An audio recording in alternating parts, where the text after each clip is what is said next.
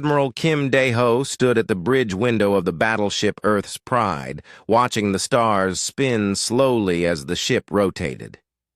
He had been in space for 30 years, and the sights still amazed him. But today, something felt different. The communication officer behind him cleared her throat. "Sir, we have an urgent message from Earth. Priority 1. Kim turned around. Priority 1 messages were rare. They usually meant war or disaster. "Put it through." The main screen flickered to life. Ambassador Park So-ra appeared, sitting in her office on Earth. Her face looked tired, and Kim could see worry in her eyes. "Admiral Kim," she said, "we have received an ultimatum from the Galactic Council. You need to see this." The screen changed. Now Kim was looking at Primarch Veltar, the leader of the hegemony species. Veltar looked like a giant insect, with 4 arms and eyes that glowed yellow. When he spoke, his voice was cold and hard. "People of Earth," Veltar said, "the Galactic Council has watched your expansion across our galaxy with growing concern. You humans spread like a disease, taking systems that belong to others. You build colonies where you should not build. You trade with species without permission. You act as if the galaxy belongs to you." Kim felt his hands clench into fists. Humans had been exploring space for over 200 years. They had never attacked anyone. They only built colonies on empty worlds. They traded with any species that wanted to trade. But the Council did not see it that way. Veltar continued. "The Council has decided that human expansion must stop. You will withdraw from 47 star systems that we claim. You will stop building new colonies. You will accept Council observers on all your worlds. You have 180 galactic standard days to comply." The alien's voice grew even colder. "If you refuse, the Council fleets will take corrective action. We have ships from 12 species. We have weapons you cannot imagine. Do not test our patience." The message ended. Kim stared at the blank screen for a long moment. Then Ambassador Park appeared again. "Admiral," she said, "President, Lim wants all fleet commanders to return to Earth immediately. We need to discuss our response." 3 days later, Kim sat in a conference room in the United Nations building in New York. Around the table were the most important people in human space. President Lim Hae-young sat at the head of the table. To her right was Ambassador Park. To her left was General Oh Byung-ho, head of the Defense Forces. Dr. Lee Hyun-woo, the head of Colonial Research, spoke first. "We have checked the 47 systems they want us to leave. All of them have human colonies. Some have been there for 50 years. We cannot just abandon millions of people." "The Council knows this," said Ambassador Park. "They want us to choose between our people and war." General O leaned forward. "Our fleets are strong, but the Council has 12 species. They have been building ships for thousands of years. In open war, we would lose." Captain Cho Minji, who led special operations, shook her head. "Maybe not. Humans are good at finding new ways to fight. But war would cost millions of lives." President Lim looked around the table. "What do you all think? Should we negotiate? Should we prepare for war? Should we give them what they want?" The room was quiet for a long time. Finally, Dr. Lee spoke. "There is another option. We could disappear." Everyone looked at him. "What do you mean?" asked the president. "The Council expects us to react like other species. They expect us to beg, or threaten, or make deals. What if we do none of those things? What if we just stop talking to them? Ambassador Park's eyes grew bright. You mean go silent? Completely silent, Dr. Lee said. No communications, no trade, no diplomacy. Let them wonder what we are doing. Captain Cho smiled. While we prepare, General O nodded slowly. It could work, but we would need to coordinate everything. Every colony, every ship, every person would need to stay silent. Humans are good at working together, said Admiral Kim. When we need to be. President Lim thought for a moment. Then she said, Draft the order. All human ships return to human space. All communications with alien species stop. We tell them nothing. What about the ultimatum response? Asked Ambassador Park. You will send one message, the President said. Tell them we acknowledge their message and will respond appropriately. Then nothing else. 2 days later, Ambassador Park stood in the Galactic Communications Center. Cameras from 12 species were pointed at her. Diplomats from across the galaxy waited to hear humanity's response to the ultimatum. Park looked calm and relaxed. She had done this many times before. But today was different. Today would be the last time she spoke to these beings for a long while. Representatives of the Galactic Council, she said, the Human Federation acknowledges receipt of your message. We have considered your words carefully. We will respond appropriately to your concerns. She paused. The alien diplomats leaned forward, waiting for more. Would humans beg? Would they threaten? Would they try to make a deal? That is all, Park said. She turned and walked away. Behind her, the alien. Diplomats started talking all at once. They shouted questions in dozens of languages. They demanded more information. They wanted to know what humanity's response would be. But Park did not turn around. She walked out of the room and did not look back. Within hours, the orders went out to every human colony, every ship, every station. Come home. Say nothing. Wait for instructions. Captain Yoon Tae-jin was on the merchant ship Peaceful Trader when the order came. He was in the Altair system, trading manufactured goods with the Centauri species. The aliens were friendly, and they had been trading partners for decades. I am sorry, he told the Centauri trade leader. I must go home now. But we have not finished our business, the alien said. We need more medical supplies. I cannot help you, Yoon said. My orders are clear. He loaded his ship and left the system. Behind him, the confused Centauri watched the last human trader disappear into space. All across the galaxy, the same thing happened. Human merchants finished their current deals and left. Human diplomats closed their offices. Human ships turned around and headed home. Within 72 hours, human space became quiet. No signals came out. No ships went in or out. The most talkative species in the galaxy had simply stopped talking. On Earth, Admiral Kim stood in the command center watching. Reports come in. Every human ship was returning home.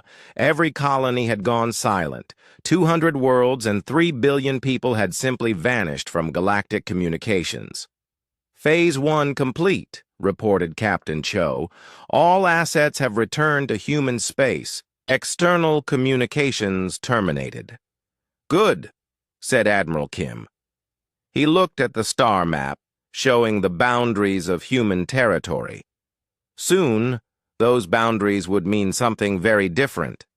Now we wait, he said, and we prepare. In the council chambers on the distant world of Hegemony Prime, Primarch Veltar looked at the reports with confusion. Human space had gone dark. No one knew what they were doing. Perhaps they are preparing to surrender, said one advisor. Or perhaps they are afraid, said another. Veltar's eyes glowed brighter. It does not matter. In 177 days, we will have our answer, and if they do not surrender, we will show them the price of defying the Council. But in the silent depths of human space, something was beginning. Something the Council could not imagine. Something that would change the galaxy forever. The humans had not disappeared in fear. They had disappeared to work. 6 weeks had passed since humanity went silent. On the trading world of Nexus 7, Merchant Captain Zilnara of the Vorthan Collective stared at empty docking bays that should have been full of human ships. "Where are they?" she asked her second-in-command. "The humans always come on schedule. Always." Her assistant checked the trade logs. "Nothing, Captain. No human ships for 42 days. No messages. No explanations." Zilnara felt worried. The humans were the most reliable traders in the galaxy. They brought manufactured goods, medical supplies, and food to dozens of species. Their absence was causing problems everywhere. On the other side of the galaxy, Trade Minister Kexalon of the Rigel Federation faced angry crowds outside his office. The protesters carried signs written in the flowing script of their people. The signs all said the same thing. "Where are our medicines?" Human pharmaceutical companies had supplied the Rigel worlds for 30 years. Without them, hospitals were running out of critical drugs. People were getting sick. Some were dying. Kexalon called his aide. "Have we heard anything from the humans?" "Nothing, Minister. Their space is completely quiet. No trade signals, no diplomatic messages, nothing." "What about other routes? Can we get medicines from other species?" The aide shook his head. "We tried. The Altarians want payment in rare metals we do not have. The Vegan Confederacy says they can deliver medicines, but it will take 6 months and cost 3 times as much." Kexalon sank into his chair. The humans had made trade so easy, so reliable, that other species had stopped developing their own supply chains. Now everyone was trapped. In the council chambers on Hegemony Prime, Primarch Veltar listened to reports from across the galaxy. Every species was having the same problem. The humans had not just stopped talking. They had stopped everything. "The economic disruption is significant," reported Council Minister Dektar. 17 species are experiencing supply shortages. Trade routes that have existed for decades have simply vanished. "Good," said Veltar. "This proves how dependent the galaxy has become on human expansion. When we remove them from power, trade will return to proper channels." But privately, Veltar was confused. He had expected humans to react like other species. When the mighty hegemony threatened war, most species either surrendered immediately or sent desperate messages begging for mercy. Some species threatened back, but those threats were always loud and obvious. The humans had done none of these things. They had simply vanished. On the border world of Haven Station, Captain Jang Woo-sung commanded the destroyer Silent Thunder.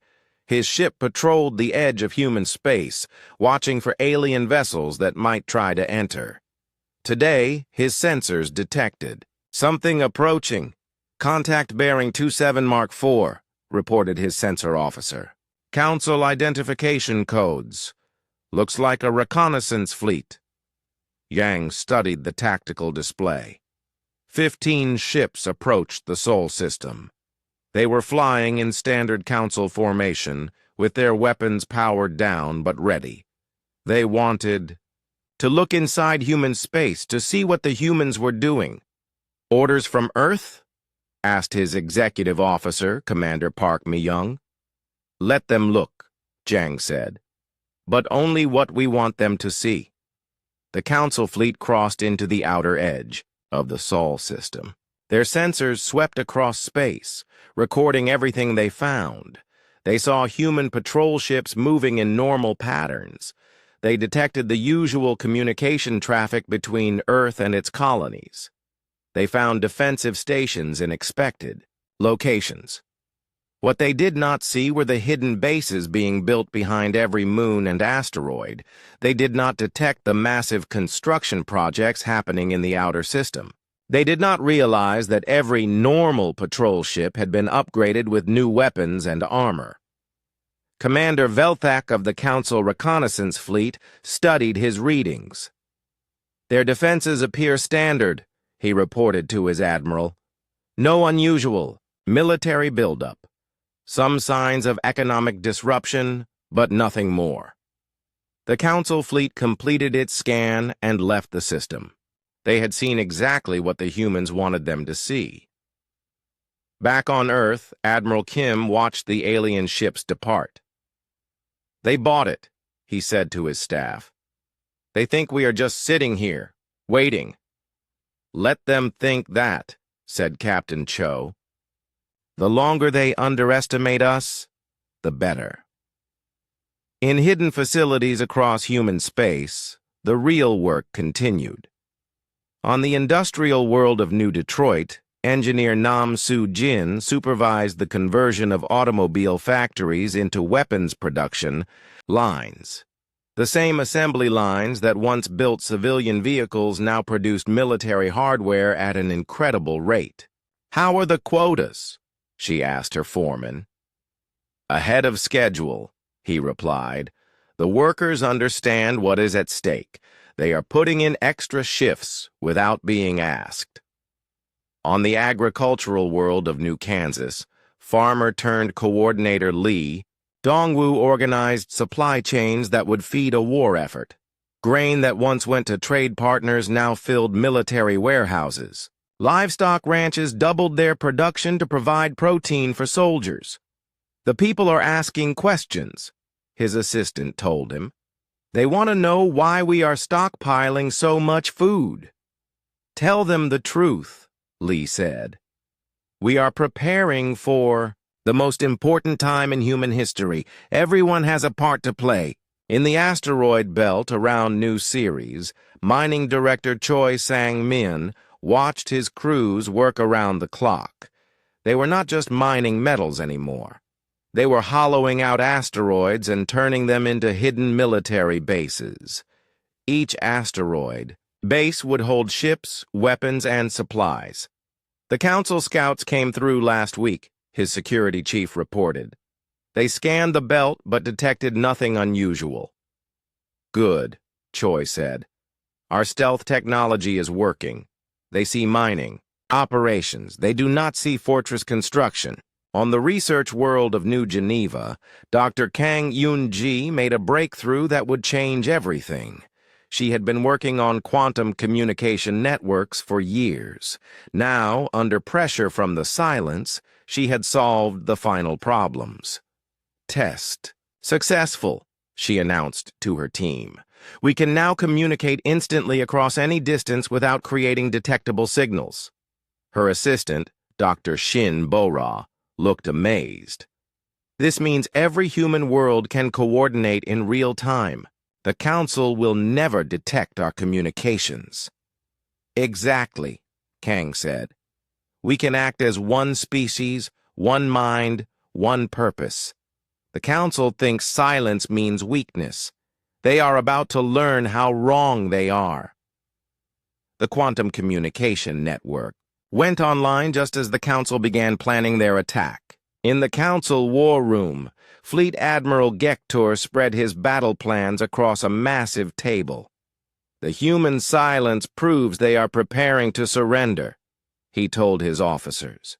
"But we cannot take chances. We will assemble the largest fleet in galactic history. Every member species will contribute ships." "How many vessels?" asked his aide. 12,000 ships, Gektor said. "From battleships to fighters. We will position the fleet at the edge of human space and demand immediate surrender. If they refuse, We will attack their home system and end this problem forever. The other officers nodded. 12,000 ships seemed like overwhelming force. No species had ever resisted such power. What they did not know was that their plans were already obsolete. While they prepared their grand fleet, humanity prepared something far more dangerous. On Earth, President Lim met with her key advisors. The quantum communication network allowed her to speak directly with leaders on every human world. For the first time in 6 weeks, all of humanity could coordinate as one. "Status report," she said. General O spoke first. "Military production is at maximum capacity. We have built more weapons in 6 weeks than in the previous 10 years. Dr. Lee reported next.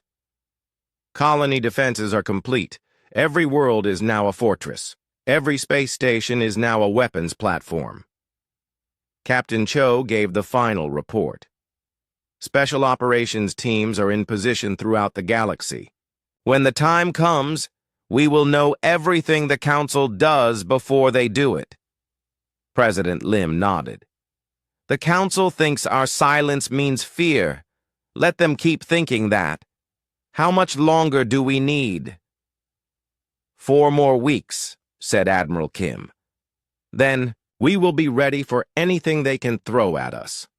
As the meeting ended, President Lim looked out her window at the lights of Earth's cities. In those cities, in factories and homes and schools, 3 billion humans worked toward a single goal. They had no idea that their quiet preparation would soon shake the foundations of galactic civilization. The Council wanted humanity to be afraid. Instead, humanity was becoming something the galaxy had never seen before. A species unified in purpose, unlimited in determination, and utterly committed to protecting their freedom. The silence continued. But beneath that silence, something powerful was growing. Something that would soon give the Council exactly what they had asked for: peace. But it would be peace on humanity's terms, not theirs. The countdown continued. 134 days remaining. The Council prepared for war. Humanity prepared for victory. Deep beneath the surface of Mars, in a facility that did not exist on any official maps, Dr. Kang Yoon-ji watched her life's work come together. The quantum communication network now connected every human world, every ship, every military unit. But that was just the beginning. "Show me the production numbers," she said to her assistant, Dr. Shin Bo-ra. Numbers filled the holographic display. Kang stared at them, hardly believing what she saw. In just 10 weeks of silence, humanity had transformed itself into something unprecedented. 2 million military personnel trained and equipped, Bo-ra read. 400 million civilian volunteers ready for defensive operations. Industrial production increased by 800%. Weapons stockpiles sufficient for a 10-year conflict. But the most important number was the last one. Hidden military installations. Complete. Across human space, the transformation was invisible to outside observers, but total in reality. On the trading hub of New Singapore, what appeared to be civilian cargo warehouses actually stored enough weapons to arm a dozen armies. The loading docks that once handled trade goods now concealed launch bays for military ships. Commander Seo Yejin walked through the hidden sections of the station. Civilian workers moved aside respectfully as she passed. They knew she was part of something important, even if they did not know all the details. "Status report," she said to her aide. "All volunteer units are trained and ready. The dock workers can convert to military operations in 6 hours. The cargo handlers know how to use the weapon systems. The station managers are actually retired naval officers." SEO nodded. Every human station, every colony, every outpost had undergone the same transformation. Humanity had not just built a military, they had turned their entire civilization into a military. On the research station orbiting Jupiter, Dr. Han Ki-woo made final adjustments to his greatest creation. The stealth field generator hummed quietly, bending light and energy around the massive construction project floating in space nearby. "Is it ready?" asked his supervisor, Research Director Park Jun-seok. "Ready and tested," Han replied. "The Council, scouts passed within 1,000 kilometers last week. They detected nothing. What they had not detected was the largest weapons platform ever constructed by any species.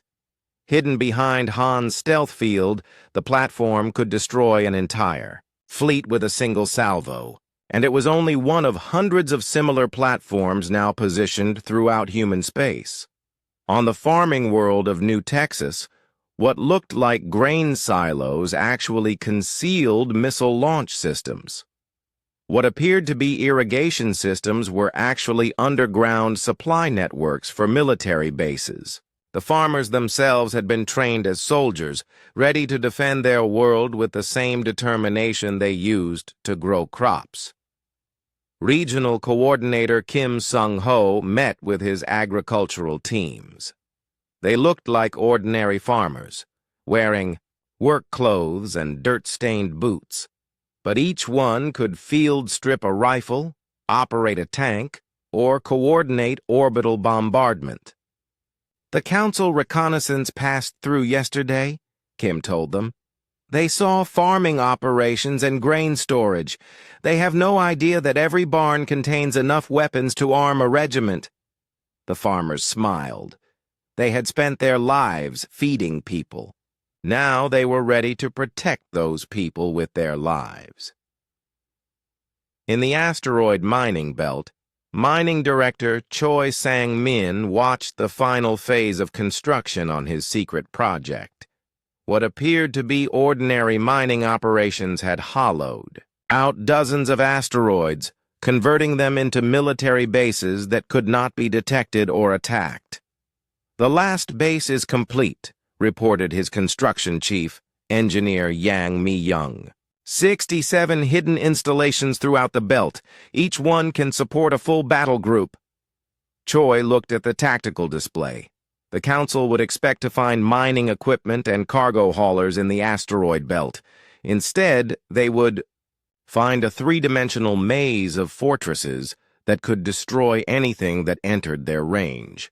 But the most important transformation was happening on Earth itself. In the deep underground complexes beneath major cities, General Oh Byung-ho supervised the creation of humanity's ultimate weapon, perfect coordination. "Test the network," he ordered.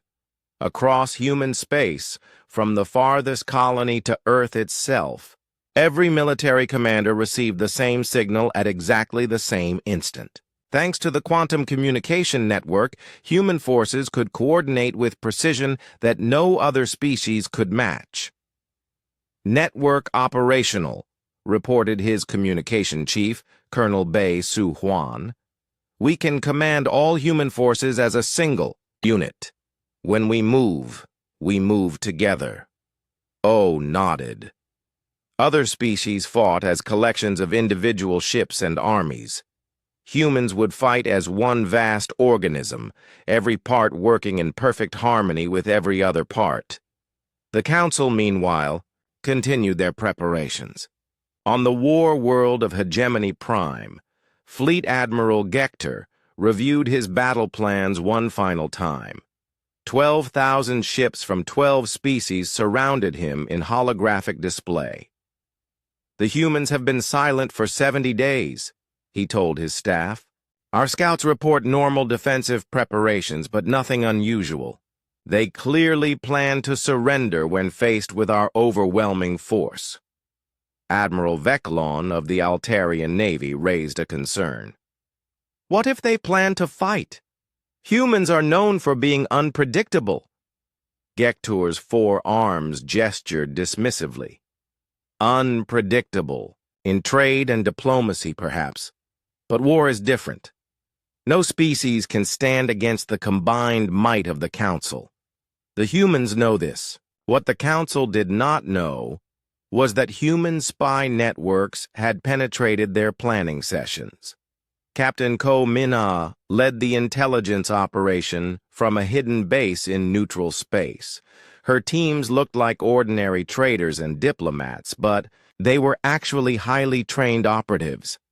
The Council fleet will position itself at the edge of our space in 30 days, she reported to Earth through the quantum network.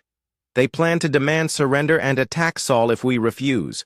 Admiral Kim received the intelligence report in his command center on Earth. Around him, displays showed the true scope of human preparations. The Council saw farming worlds and trading stations. The reality was a network of fortresses and weapons platforms that could destroy any attacking force. "Let them come," Kim said to his staff. "We are ready." But humanity's greatest advantage was not weapons or numbers. It was something the Council could not understand. Unity of purpose. On every human world, in every space station, aboard every ship, 3 billion people worked toward the same goal. On the colony world of New Australia, Governor Lim Soo-kyung met with her planetary council.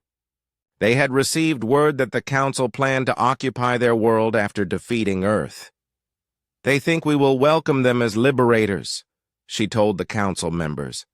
"They think we are oppressed by Earth's government and will be grateful for council rule." The council members laughed. The idea was ridiculous. Human colonies were not oppressed territories. They were extensions of human civilization, populated by people who had chosen to build new lives among the stars. "Let them try to rule us," said the colonial defense minister.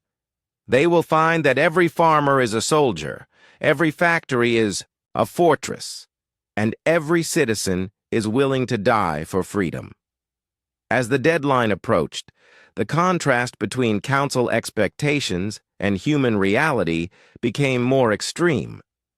The council prepared for a quick, decisive victory against a species they believed to be weak and divided. Humanity prepared for a demonstration of power that would reshape galactic politics forever. Dr. Kang Yun-ji made final preparations for the moment of revelation. Her quantum network would allow humanity to coordinate the largest military operation in galactic history. But more than that, it would allow them to show the galaxy what humans could accomplish when they worked together. "All systems ready," she reported to President Lim. "When you give the word, every human in the galaxy will know exactly what to do." President Lim looked at the countdown timer on her wall. 43 days remaining until the council deadline. 43 days until humanity showed the galaxy that silence was not weakness. It was preparation. In council space, Primarch Veltar received final reports from his intelligence services. "The humans continue to maintain silence," his aide reported. "No military movements detected. No unusual communications. No signs of preparation for resistance." Veltar felt satisfied. The humans had clearly realized the futility of opposing the council. Soon they would surrender their colonies and accept council authority. The galaxy would return to proper order. What Veltar did not realize was that human silence had been the most effective military strategy in galactic history. While the Council talked and planned and boasted, humanity had quietly become the most powerful force the galaxy had ever seen. The silence would end soon. When it did, the galaxy would never be the same. 43 days and counting. The Council prepared for victory. Humanity prepared to redefine what victory meant. Day 180. The ultimatum deadline had arrived. In the Quantum Communication Center beneath Geneva, Admiral Sim Jong-Q checked his chronometer one final time.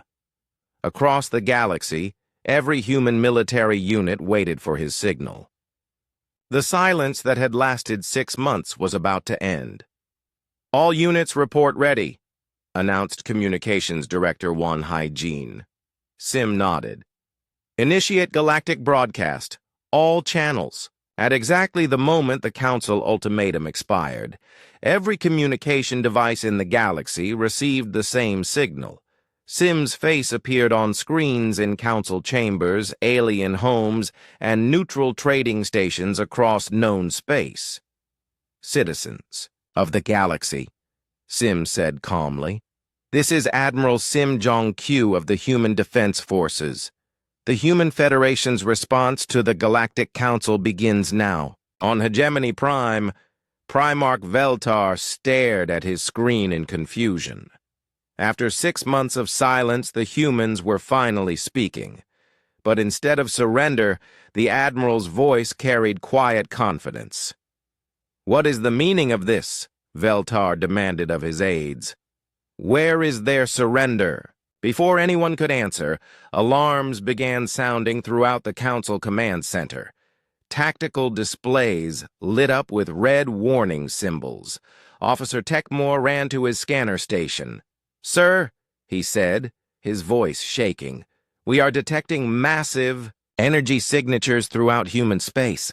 Weapons platforms are appearing everywhere." "Impossible," Veltar snapped. "Our scouts reported normal defensive preparations. Nothing more." On the edge of human space, Fleet Admiral Gektur commanded the massive Council invasion fleet. 12,000 ships from 12 species floated in perfect formation, ready to crush human resistance.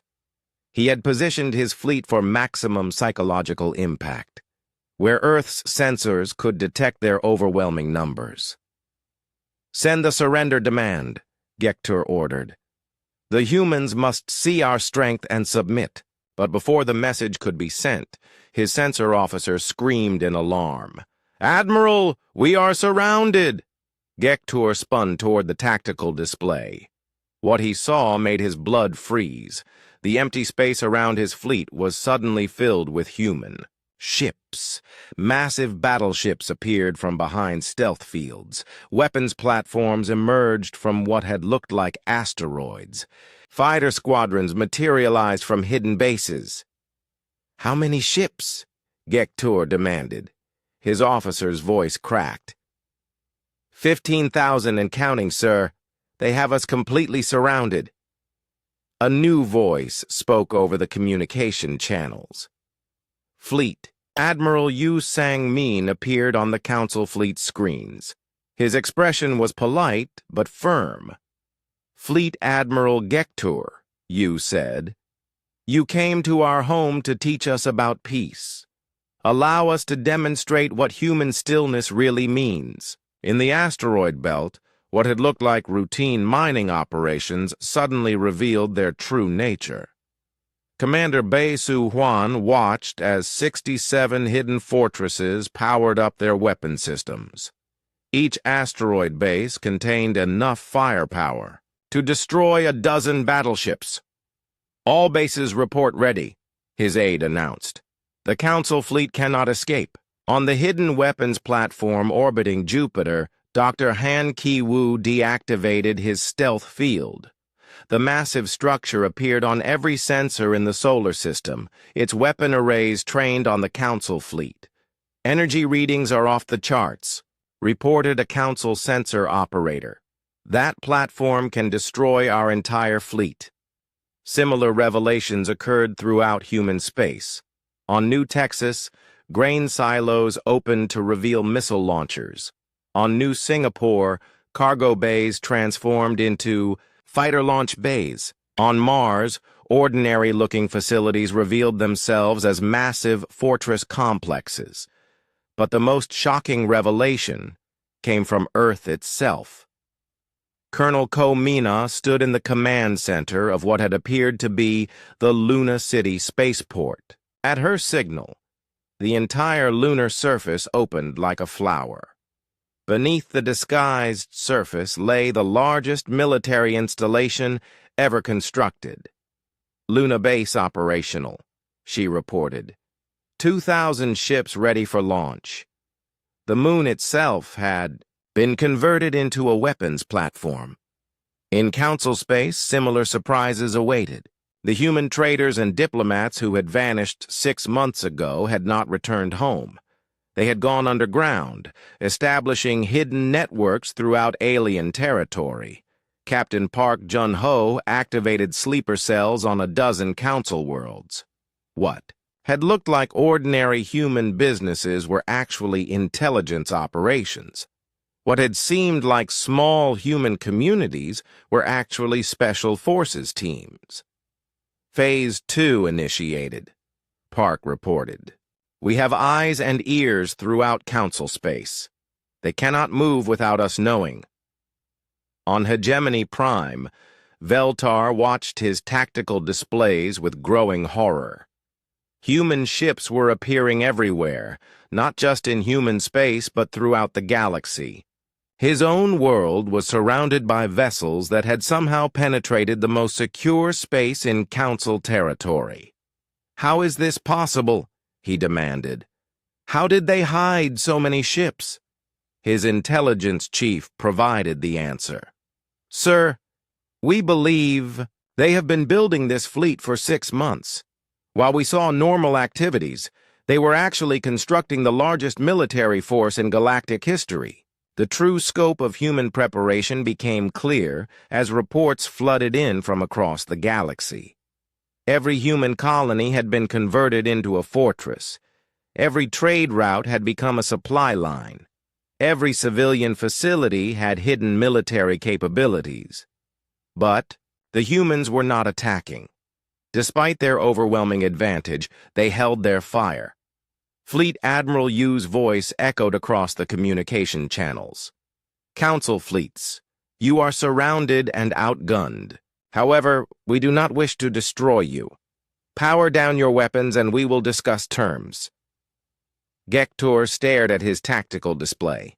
His 12,000 ships faced 15,000 human vessels, plus unknown numbers of hidden platforms and bases. Any other species would have opened fire immediately, destroying the Council fleet in minutes. Instead, the humans offered to talk. This is impossible, Gektor muttered. No species has ever achieved such coordination, such preparation, such restraint. His communication officer looked up from his station. Sir, they are jamming all our communications except this channel. We cannot contact our home worlds. We cannot coordinate our forces, but they are allowing us to communicate with them. The message was clear. The humans controlled the battlefield completely. They could destroy the Council fleet whenever they chose. But they preferred to demonstrate their power rather than use it. On Earth, President Lim Hae-young addressed the galaxy. Her image appeared on every screen, her voice carried by every communication system. She spoke with the calm authority of someone who held absolute power, but chose to use it wisely. Citizens of the galaxy, she said, for 6 months we have maintained silence while preparing for this moment. The Council demanded our submission. They threatened our people. They assembled fleets to attack our homes. She paused, letting her words sink in. We could destroy every Council ship in space. We could occupy every Council world. We could rule the galaxy through fear and force. But that is not the human way. President Lim's expression softened. Instead, we offer partnership. The old Council ruled through domination and fear. We propose a new way, a way based on cooperation, mutual respect, and the protection of freedom for all species. The declaration sent shockwaves throughout galactic civilization. In 6 months of silence, humanity had achieved not just military superiority, but had done so while maintaining their core values. They had become powerful enough to conquer the galaxy but chose to liberate it instead. Admiral Yu's voice returned to the Council fleet. Fleet Admiral Gector, you have 1 hour to consider our offer. Your ships will not be harmed if you agree to negotiations. Your crews will be treated with respect. Your species will have equal voice in the new galactic order. And if we refuse? Gector asked. Then you will discover why human silence was more dangerous than human threats. As the hour began, reports continued to arrive from across the galaxy. Human forces had achieved total strategic surprise. Every major military installation, every important trade route, every critical system was either surrounded or already occupied by human forces. The Council, which had ruled the galaxy for thousands of years, had been checkmate in a single move. But the humans offered mercy. They offered partnership. They offered something the galaxy had never seen: power combined with wisdom, strength tempered by restraint. The silence was over. The demonstration was complete. Now came the choice that would determine the future of galactic civilization. The Council could accept humanity's offer of partnership, or they could learn why the most dangerous opponent is not the one who threatens loudly, but the one who prepares, quietly, and strikes with precision. 59 minutes remaining. The galaxy held its breath and waited for the Council's answer. Fleet Admiral Gector sat in his command chair, staring at the tactical display that showed his doom. 15,000 human ships surrounded his fleet. Weapons platforms hidden throughout the system could destroy his forces in minutes. Yet the humans waited. 58 minutes remaining, his aide announced quietly. Gector had commanded fleets for 40 years. He had conquered 12 star systems for the Council. He understood war, strategy, and power. What he did not understand was restraint. No species in galactic history had ever achieved such overwhelming advantage and then offered mercy. Sir, his communication officer said, message from Hegemony Prime. Primarch Veltar's image appeared on the screen. Behind him, Gector could see Council chambers in chaos. Advisors ran between stations, reports scrolled across displays, and the leaders of 12 species argued in desperate voices. Gector, Veltar said, what is your situation? Hopeless, Gector replied honestly. The humans have achieved total tactical superiority. They could destroy us all, but they choose to wait. How many ships do they have? More than we thought possible. Sir, they have militarized their entire civilization.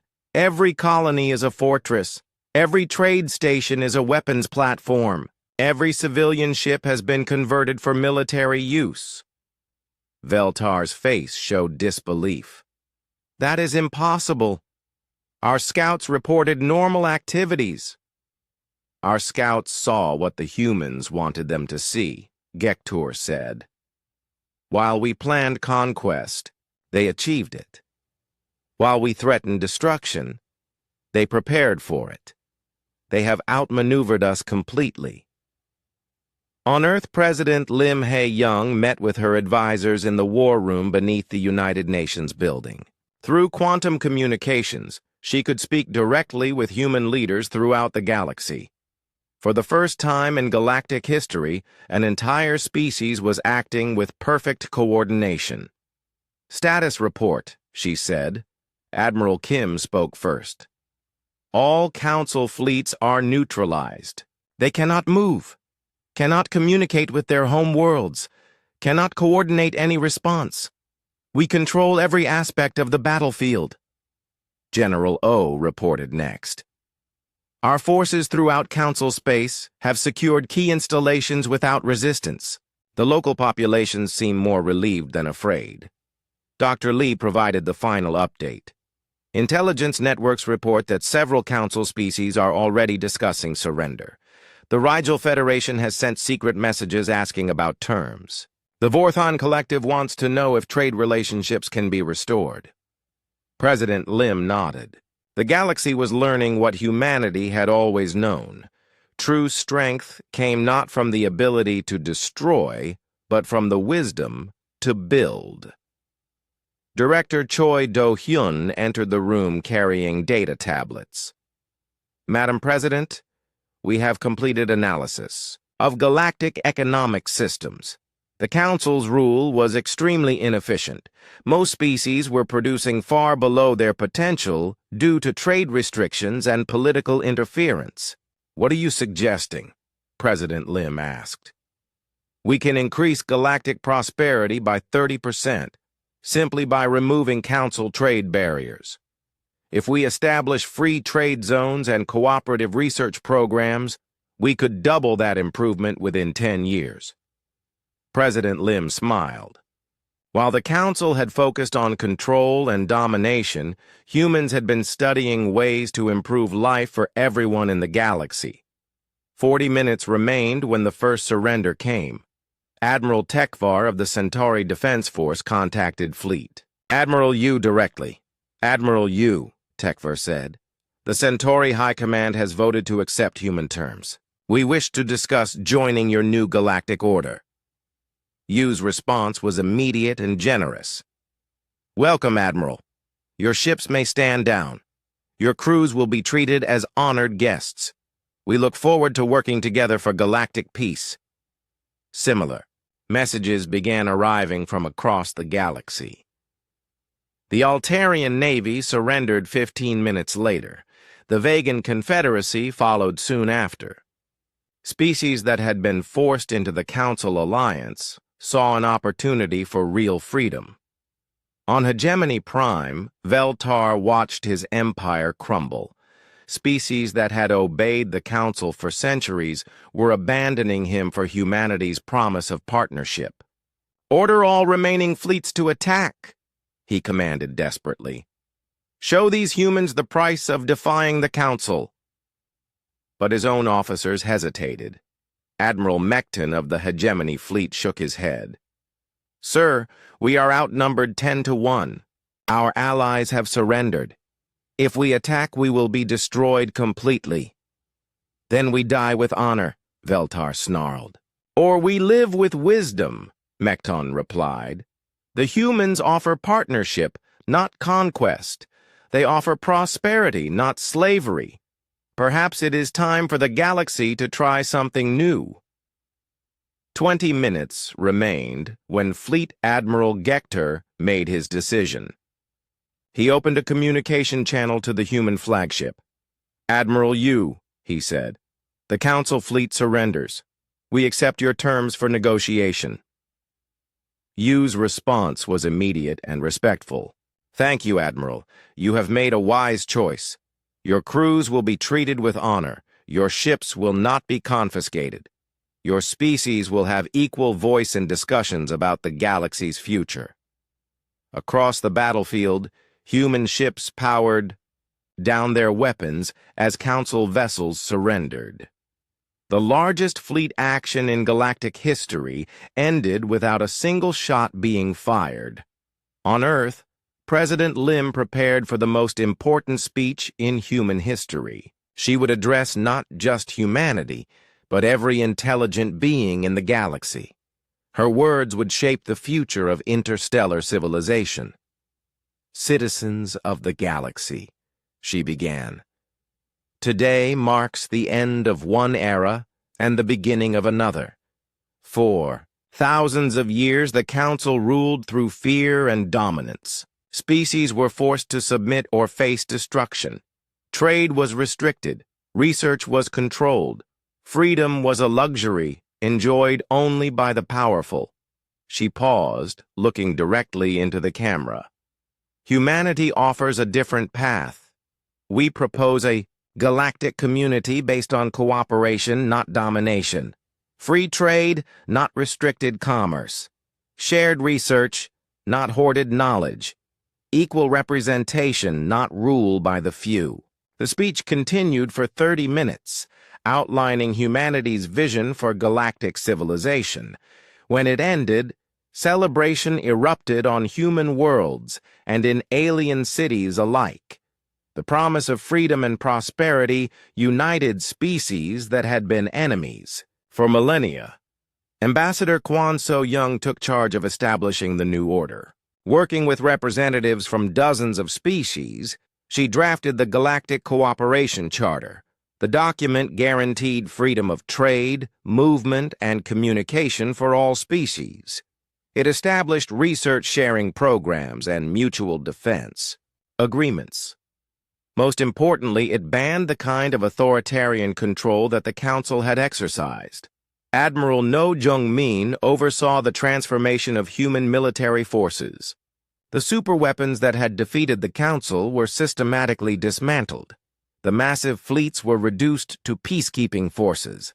The hidden fortresses were converted into research stations and trade hubs. We built these weapons to protect freedom, No announced.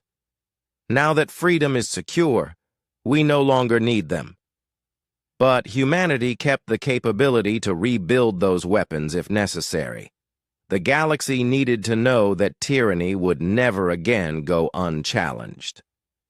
Commander Park Jun-ho established the Galactic Peacekeeping Force, staffed by volunteers from all species. Their mission was to prevent conflicts before they started and to protect smaller species from domination by larger ones. Peace is not the absence of conflict, Park explained to his diverse crew. Peace is the presence of justice. 6 months. After the Day of Silence ended, the galaxy had transformed beyond recognition. Trade flowed freely between species. Research projects involved scientists from dozens of worlds. Cultural exchange programs allowed beings to learn from each other. The Rigel Federation, which had suffered medicine shortages during the human silence, now hosted the galaxy's largest pharmaceutical research center. The Vorthan Collective, once dependent on human trade, had become a major economic power in their own right. Even the hegemony species found prosperity in the new order. Without the burden of maintaining an empire, they could focus on their natural talents for engineering and architecture. Former Primarch Veltar, now simply Citizen Veltar, worked as an advisor to the new Galactic Council. His experience with authoritarian rule helped prevent the new government from making the same mistakes. I spent 40 years trying to control the galaxy through fear, he told Ambassador Kwan. The humans achieved more in 6 months through hope than we accomplished in 4 millennia through threats. President Lim stood in her office looking at reports from across the galaxy. Trade was up 40%. Scientific discoveries had increased dramatically. Most importantly, no species lived in fear of conquest or domination. Dr. Kang Eun-ji entered with the latest statistics. Madam President, the quantum communication network is now available to all species.